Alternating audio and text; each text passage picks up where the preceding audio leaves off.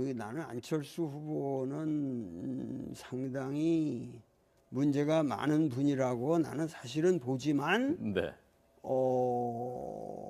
뭔가 그 학습 능력이 있어요, 사람이. 예. 지난번에 나왔을 때보다도 지금 뭐 목소리도 진화했고 논리도 진화했고 예.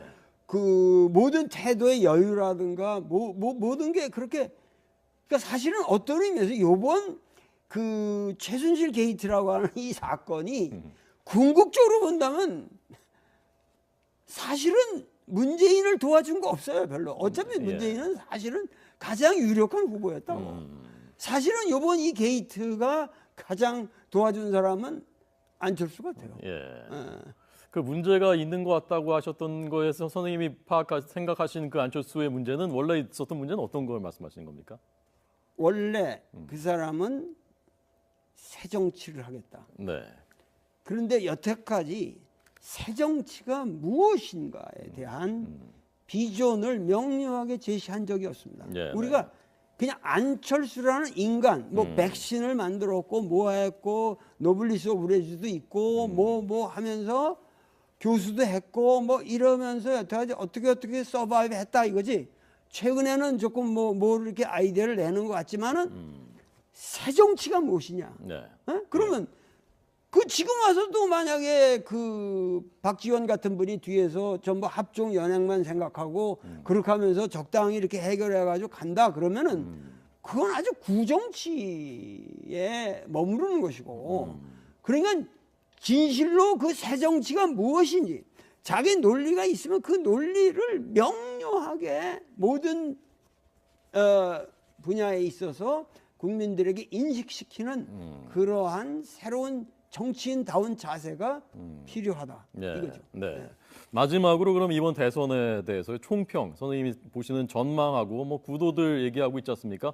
어떤 방향으로 흘러가고 시대 정신은 어떤 쪽을 선택할 것이라고 전망하십니까? 그러니까는 이미 정권 교체는 이루어진 거나 마찬가지잖아요. 이미 그 구태의연한 세력이 권력을 지금 잡을 길은 없어요. 그리고 그분들도 이제 좀 10년을 했으면은 쉴 때가 됐죠. 부패도 10년까지 해먹을 수는 없는 거예요. 그러니까 그분들은 좀 역사에서 쉬시면서 재충전을 해서 보실 거고, 그러니까 지금 어차피 이거는 가는데 결국은 안철수라는 사람도 내가 보기엔 만만치 않을 것 같아요. 만만할 것 같지는 않아요. 그러면 문재인도 뭐 상당히 유력한 사람이고 두 분이 뭔가 그 국민들에게 진정하게 자기들이 그려가는 새로운 한국의 모습이 무엇인가 하는 것에 대해서 나는 이들이 아주 충분한 토론을 자유롭게 하는 모습을 국민에게 보여줌으로써 이번 선거를 통해서 국민들의 촛불 민심이 보다 한 급 위의 정치적인 어떤 비전을 갖는 우리 국민들로 성숙할 수 있도록 이 선거 자체가 그런 국민의 교육의 장이 되고 새로운 정치의 장이 되어야 되는데 이 두 사람이 보다 나는 적극적으로 대화를 나는 해야 된다고 봅니다. 네. 오늘 도올 김용옥 선생에게 듣고 있습니다. 대선 전국에 대한 전망을 들었고요. 지금 대선이 워낙 코앞에 있다 보니까 이게 최대 관심사긴 합니다만은 그 못지않게 지금 한반도 정세가 심각하게 돌아가고 있지 않습니까? 굉장히 위중한 상황인데 최근 인터뷰에서 다음 대통령의 3대 과제 중에 하나로 남북 화해를 꼽으셨거든요. 근데 지금 핵과 미사일 도발하는 김정은 정권과 과연 그 대화가 가능한 거냐, 거기서 성과를 얻을 수 있는 거냐에 대해서 의문을 갖고 있는 국민들이 적지 않거든요. 어떻게 답하시겠습니까?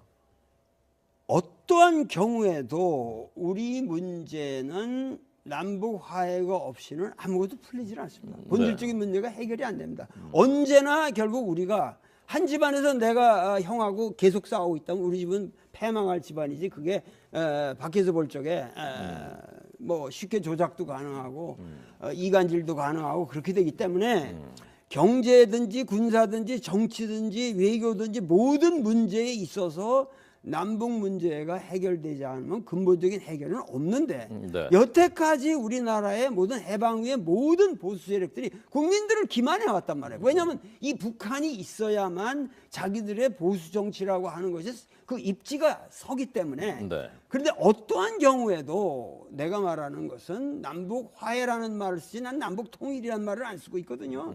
그 말은 뭐냐면은 그 서로가 서로를 일단 지금 불안전하고 북한도 여러 문제가 있지만 그 북한을 이 새로운 정권은 반드시 있는 그 모습대로 우선 서로가 레코그니션, 서로 인정을 해야 한다는 거예요. 국가로서 인정을 하고 그러고 난 후에 어떠한 문제가 생기든 대화를 시작해야 되는데 네. 우리는 지금 본질적인 대화가 없이 뭐 북한이 뭐 과연 우리가 말하는 거 들어줄까 이런 고민들은 그건 무의미한 거예요. 먼저 상대방을 인정해주고 대화를 하자. 네. 이것하고 무조건 나쁜 놈이라고 규정하고 하면은 그건 대화가 안 되지 않습니까? 네. 네. 거기에 대한 반론은 아마 이 두 가지일 것 같습니다. 네. 첫째, 그 인정, 레코그나이즈 하는 게 지금 세계 최악의 인권 유린이 있고 핵과 미사일 계속 개발하는데 그것도 그대로 인정을 해줄 것이냐 하는 게 첫 번째일 거고요. 두 번째, 과거에 그렇게 인정해서 대화를 10년 동안 했는데 거기서 계속 핵과 미사일 개발하고 달라진 것이 과연 무엇이냐 하는 게 이제 두 번째일 겁니다. 어떻게 답하시겠습니까? 아니, 그러니까 이 클린턴 정부만 해도 말기에 본인이 북한을 가려고 했고 네. 충분한 화해 무드가 있었습니다. 그러나 오늘날 우리가 알아야 될 것은 북한이 저렇게 나오고 있는 것은 사실은 전 세계가 북한을 저러한 방식으로 가게끔 몰았습니다. 네. 몰았던 그 세력들은 북한의 저 모습을 통해서 자기 반사 이득만 취해간 거예요. 그러니까 지금 북한도 우리가 그러한 근본적인 화해의 자세를 가지고 설득하는 작업을 하면 네. 우리가 뭐 소위 그 김대중 정권 때 뭐에 햇볕 정책. 햇볕 정책이라고 하는 것도 뭐 불과 얼마 전이었고 그러니까 그런 새로운 방식으로 계속해서 북한을 달래고 그들이 세계 시민으로서 떳떳하게 나올 수 있도록 만드는 노력을 해보지도 않은 상황에서 북한을 잠깐만 그렇게 규정하고 들어가면은 네. 우리 민족은 점점 세계사에서 손해만 본다는 거예요. 예. 알겠습니다. 네. 마지막 질문 하나만 더 드리겠습니다. 이제 네. 내일이 세기의 회담이라고 하는 미중 정상회담이 열리거든요. 네. 선생님은 뭐 중국에 대해서는 누구보다 잘 아시고 많이 연구를 하신 분이고 네. 중국이 이제 미국을 대체하는 세계의 패권이 될 것이다, 리더십이 될 것이다라고 전망하셨는데 최근에 사드 보복이라든가 중국이 과연 그런 미국을 대체할 수 있는 도덕적인 권위나 소프트 파워가 있는 곳이냐라는 것에 대해서 의문이 있거든요. 네, 네. 어떻게 생각하십니까? 저는 1차적으로 그 시진핑을 내가 만난다면 이제 설득을 해주고 싶어요. 왜냐면은 당신이 원하는 것은 세계 평화고 본질적으로 중국이 세계에서 새로운 위상을 갖는 건데 그 쪼잔하게 한국에 무슨 저 관광인이 뭐 경제 그런 조치를 해가지고 그런 방식은 나는 옳지 않다고 보고 네. 그건 얼마든지 설득을 하면 그들도 그 시인할 겁니다. 근데 문제는 사드 같은 것만 해도 우리가 지금 설치하려고 애를 쓸 게 아니라 미국에 대해서도 이러한 문제는 우리가 북한을 압박하는 수단이 결국 사드가 될 수가 없다고 하는 것을 네. 설득할 수가 있고 그리고 그렇게 해서 중국도 중국 나름대로 왜 사드를 그렇게 열렬하게 반대하는지 그 중국의 입장을 우리한테 충분히 전달하는 과정도 없었고 그렇기 때문에 사드 같은 문제는 될 수 있는 대로 천천히 우리가 놓고 생각합시다.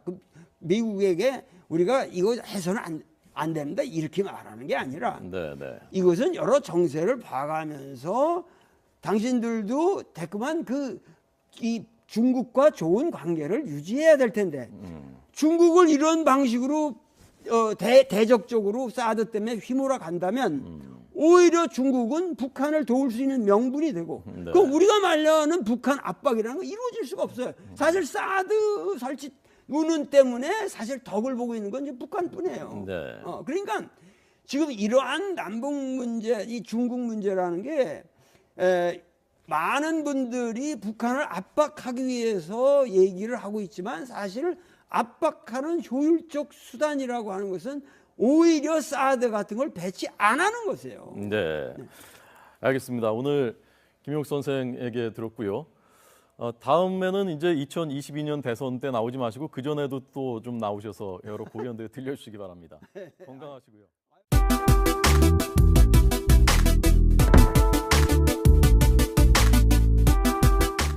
서로 인정을 해야 한다는 거예요. 국가로서 인정을 하고 그러고 난 후에 어떠한 문제가 생기든 대화를 시작해야 되는데 네. 우리는 지금 본질적인 대화가 없이 뭐 북한이 뭐 과연 우리가 말하는 거 들어줄까 이런 고민들은 그건 무의미한 거예요. 먼저 상대방을 인정해주고 대화를 하자. 네. 이것하고 무조건 나쁜 놈이라고 규정하고 하면은 그 대화가 안 되지 않습니까? 네. 네. 거기에 대한 반론은 아마 이 두 가지일 것 같습니다. 첫째, 그 인정, 레코그나이즈 하는 게 지금 세계 최악의 인권 유린이 있고 핵과 미사일 계속 개발하는데 그것도 그대로 인정을 해줄 것이냐 하는 게 첫 번째일 거고요. 두 번째, 과거에 그렇게 인정해서 대화를 10년 동안 했는데 거기서 계속 핵과 미사일 개발하고 달라진 것이 과연 무엇이냐 하는 게 이제 두 번째일 겁니다. 어떻게 답하시겠습니까? 아니, 그러니까 이 클린턴 정부만 해도 말기에 본인이 북한을 가려고 했고 네. 충분한 화해 무드가 있었습니다. 그러나 오늘날 우리가 알아야 될 것은 북한이 저렇게 나오고 있는 것은 사실은 전 세계가 북한을 저러한 방식으로 가게끔 몰았습니다. 네.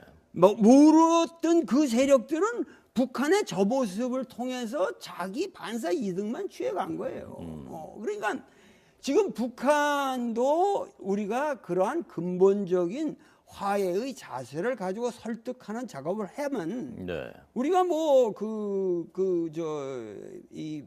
소위 그 김대중 정권 때 햇볕 정책. 햇볕 정책이라고 하는 것도 뭐 불과 얼마 전이었고 그러니까 그런 새로운 방식으로 계속해서 북한을 달래고 그들이 있으면 그 논리를 명료하게 모든 분야에 있어서 국민들에게 인식시키는 그러한 새로운 정치인다운 자세가 필요하다. 네. 이거죠. 네. 네. 마지막으로 그럼 이번 대선에 대해서 총평, 선생님이 보시는 전망하고 뭐 구도들 얘기하고 있지 않습니까? 네. 어떤 방향으로 흘러가고 시대 정신은 어떤 쪽을 선택할 것이라고 전망하십니까? 그러니까는 이미 정권 교체는 이루어진 거나 마찬가지잖아요. 네, 네. 이미 그 구태의연한 세력이 권력을 지금 잡을 길은 없어요. 그리고 그분들도 이제 좀 10년을 했으면은 쉴 때가 됐죠. 예, 예. 부패도 10년까지 해먹을 수는 없는 거예요. 그러니까 네. 그분들은 좀 역사에서 쉬시면서 재충전을 해서 예. 보실 거고 그러니까 지금 어차피 이거는 가는데 결국은 안철수라는 사람도 내가 보기엔 만만치 않을 것 같아요. 예. 만만할 것 같지 않아요. 그러면 문재인도 뭐 상당히 유력한 사람이고 두 분이 뭔가 그 국민들에게 진정하게 자기들이 그려가는 새로운 한국의 모습이 무엇인가 하는 것에 대해서 나는 이들이 아주 충분한 토론을 자유롭게 하는 모습을 국민에게 보여줌으로써 이번 선거를 통해서 국민들의 촛불 민심이 보다 한 급 위의 정치적인 어떤 비전을 갖는 우리 국민들로 성숙할 수 있도록 이 선거 자체가 그런 국민의 교육의 장이 되고 새로운 정치의 장이 되어 나는 안철수 후보는 상당히 문제가 많은 분이라고 나는 사실은 보지만 네. 뭔가 그 학습 능력이 있어요 사람이. 예. 지난번에 나왔을 때보다도 지금 뭐 목소리도 진화했고 논리도 진화했고 예. 그 모든 태도의 여유라든가 모든 게 그렇게 그러니까 사실은 어떤 의미에서 요번 그 최순실 게이트라고 하는 이 사건이 궁극적으로 본다면 사실은 문재인을 도와준 거 없어요, 별로. 어차피 문재인은 사실은 가장 유력한 후보였다고. 사실은 이번 이 게이트가 가장 도와준 사람은 안철수 같아요. 그 문제가 있는 것 같다고 하셨던 거에서 선생님이 생각하시는 그 안철수의 문제는 원래 있었던 문제는 어떤 걸 말씀하시는 겁니까? 원래 그 사람은 새 정치를 하겠다. 네. 그런데 여태까지 새 정치가 무엇인가에 대한 비전을 명료하게 제시한 적이 없습니다. 우리가 그냥 안철수라는 인간, 뭐 백신을 만들었고 뭐 했고 노블리스 오브레즈도 있고 뭐 하면서 교수도 했고 뭐 이러면서 여태까지 어떻게 서바이브 했다 이거지. 최근에는 조금 뭐 이렇게 아이디어를 내는 것 같지만은 새 정치가 무엇이냐? 그러면 그 지금 와서도 만약에 그 박지원 같은 분이 뒤에서 전부 합종 연행만 생각하고 그렇게 하면서 적당히 이렇게 해결해가지고 간다 그러면은 그건 아주 구정치에 머무르는 것이고 그러니까 진실로 그 새 정치가 무엇인지 자기 논리가 되는데 이 두 사람이 보다 나는 적극적으로 대화를 나는 해야 된다고 봅니다. 네. 오늘 도올 김용옥 선생에게 듣고 있습니다. 대선 전국에 대한 전망을 들었고요. 지금 대선이 워낙 코앞에 있다 보니까 이게 최대 관심사긴 합니다만은 그 못지않게 지금 한반도 정세가 심각하게 돌아가고 있지 않습니까? 굉장히 위중한 상황인데 최근 인터뷰에서 다음 대통령의 3대 과제 중에 하나로 남북 화해를 꼽으셨거든요. 근데 지금 핵과 미사일 도발하는 김정은 정권과 과연 그 대화가 가능한 거냐, 거기서 성과를 얻을 수 있는 거냐에 대해서 의문을 갖고 있는 국민들이 적지 않거든요. 어떻게 답하시겠습니까?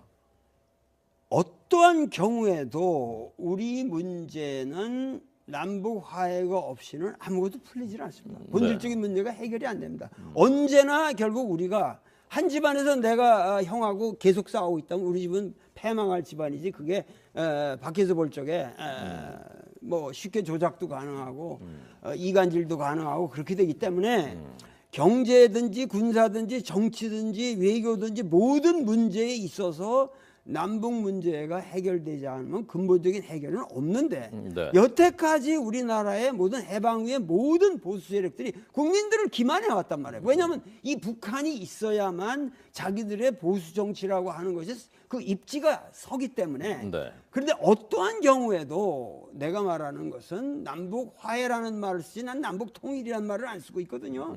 그 말은 뭐냐면은 그 서로가 서로를 일단 지금 불안전하고 북한도 여러 문제가 있지만 그 북한을 이 새로운 정권은 반드시 있는 그 모습대로 우선 서로가 세계 시민으로서 떳떳하게 나올 수 있도록 만드는 노력을 해보지도 않은 상황에서 북한을 잠깐만 그렇게 규정하고 들어가면은 우리 민족은 점점 세계사에서 손해만 본다는 거죠. 알겠습니다. 마지막 질문 하나만 더 드리겠습니다. 이제 내일이 세기의 회담이라고 하는 미중 정상회담이 열리거든요.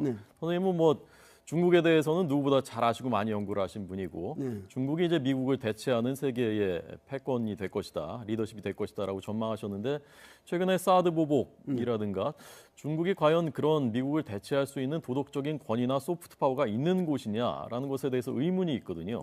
어떻게 생각하십니까? 저는 1차적으로 그 시진핑을 내가 만난다면 이제 설득을 해주고 싶어요. 왜냐하면은 당신이 원하는 것은 세계 평화고 본질적으로 중국이 세계에서 새로운 위상을 갖는 건데 그 쪼잔하게 한국에 무슨 저 관광인이 뭐 경제 그런 조치를 해가지고 그런 방식은 나는 옳지 않다고 보고 그건 얼마든지 설득을 하면 그들도 그 시인할 겁니다.